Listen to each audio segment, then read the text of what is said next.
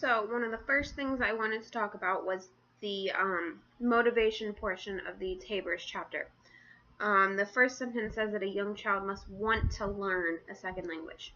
Now, in my mind, I didn't really think about that because usually children just learn whatever they're taught, and that's just how it goes.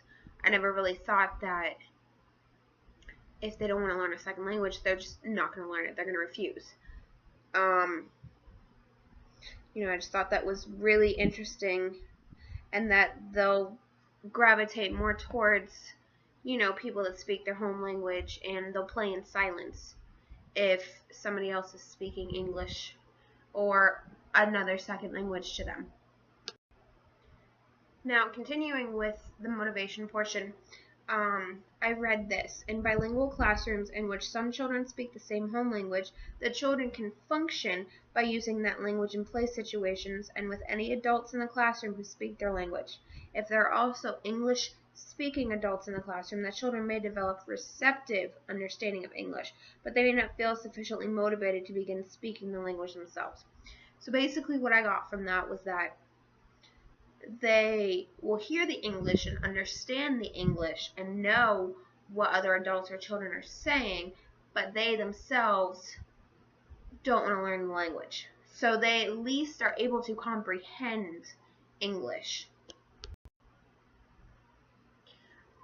In regards to the link that was given for the TESOL reading for the best practices on scaffolding, I thought it was really interesting, and this probably would have honestly helped me myself, even though English is my first language. The acronym for thieves, which is title, headings, introduction, visuals and vocabulary, end of chapter questions, and summary.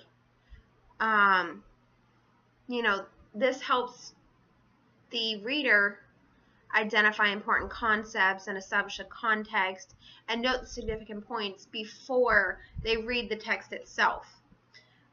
Included in that for the introduction part is to read every first sentence in a paragraph.